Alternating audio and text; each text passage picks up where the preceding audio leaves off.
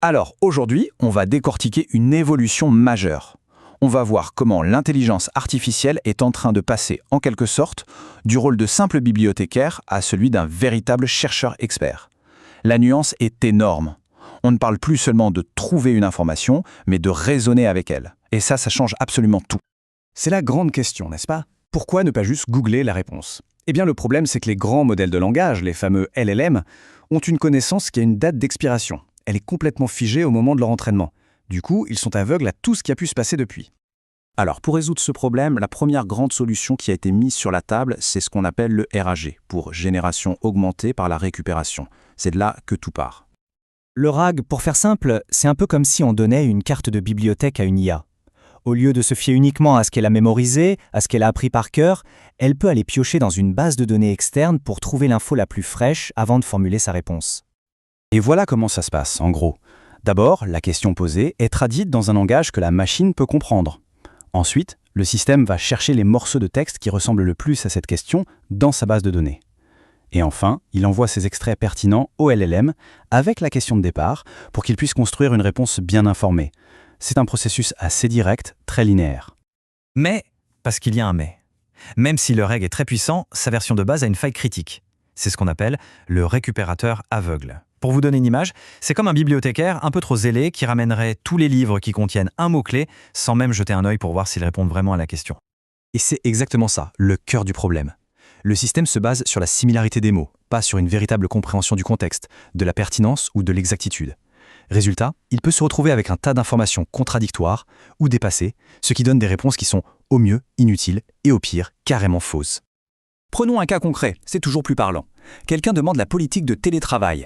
Le RAG, dans sa version aveugle, va trouver 2 documents qui correspondent. Super. Sauf que, il y a un hic. L'un est un vieux post de blog de 2020 et l'autre, c'est la politique officielle de 2025. Il envoie les deux au LLM et là, c'est la confusion. Le modèle a des infos contradictoires et le risque de donner une réponse erronée est juste énorme. Alors, la solution, c'est quoi? C'est le RAG agentique. C'est une véritable mise à niveau. On ajoute une couche de raisonnement, une couche de pensée critique à tout le processus. Fini le simple bibliothécaire, on passe au chercheur expert. Et là, visuellement, la différence est flagrante. À gauche, on a le flux tout simple, passif du RIAG standard. Et à droite, le RIAG agentique. On voit qu'il y a un agent qui est aux commandes. Il peut choisir ses outils, consulter plusieurs sources, il pilote activement la recherche au lieu de juste la subir. Et comment il travaille ce chercheur? D'abord, il planifie. Il ne se contente pas de taper la question. Non, il réfléchit. Ok, de quoi ai-je vraiment besoin pour répondre correctement? Ensuite, il évalue les résultats avec un œil critique. Est-ce que c'est pertinent? Est-ce que c'est une source fiable? Et enfin, si ça ne convient pas, il n'abandonne pas. Il change de stratégie, il essaye autre chose. En bref, il itère jusqu'à trouver ce qu'il faut. Ok, pour que ce soit bien clair, mettons-les en situation. Prenons un cas très pratique, le dépannage technique. Avec le bibliothécaire, le RAG standard, c'est simple. On cherche erreur 404. Il ramène les 3 premières pages du manuel qui en parlent. C'est rapide, c'est direct, mais ça manque totalement de finesse. Si le problème vient d'une version précise du logiciel, cette réponse générique ne sert à rien. Maintenant, le chercheur, le RAG agentique. Lui, il pense. Il se dit, une erreur 404, ça peut venir de plein de choses. Il planifie. Je dois chercher des bugs liés à la version 3.0. Il agit. Il trouve un document, puis il réfléchit. Attends une seconde, ce manuel, c'est pour la version 2.0. Ce n'est pas bon. Alors il l'écarte et il continue sa recherche. Le résultat final, une solution qui est ciblée, vérifiée et surtout qui fonctionne. Bon, alors, si on devait résumer tout ça en une seule grande idée, quelle serait-elle? Quel est le changement fondamental ici? Je crois que cette phrase résume tout à la perfection. Le RAG, ça donne une bibliothèque. Le RAG agentique, ça donne la capacité d'être un chercheur. On ne donne plus seulement l'accès à l'information, on donne la compétence de l'analyser, de la critiquer et de la synthétiser. On passe de la simple consommation de connaissances à sa véritable production. Et concrètement, pourquoi c'est si crucial?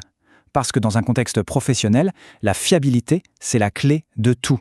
Un agent qui raisonne, il peut gérer des questions vagues. Il réduit drastiquement le risque d'hallucination, c'est-à-dire quand le modèle invente des choses, et il peut croiser des données complexes. Au final, on n'a pas juste une réponse trouvée, on a une réponse qui a été vérifiée et organisée. Et ça nous laisse avec une question assez fascinante. Maintenant que l'IA peut non seulement trouver de l'info, mais aussi raisonner comme un chercheur, quel genre de questions on devrait commencer à lui poser? Les portes que ça ouvre pour la découverte et l'innovation sont absolument vertigineuses.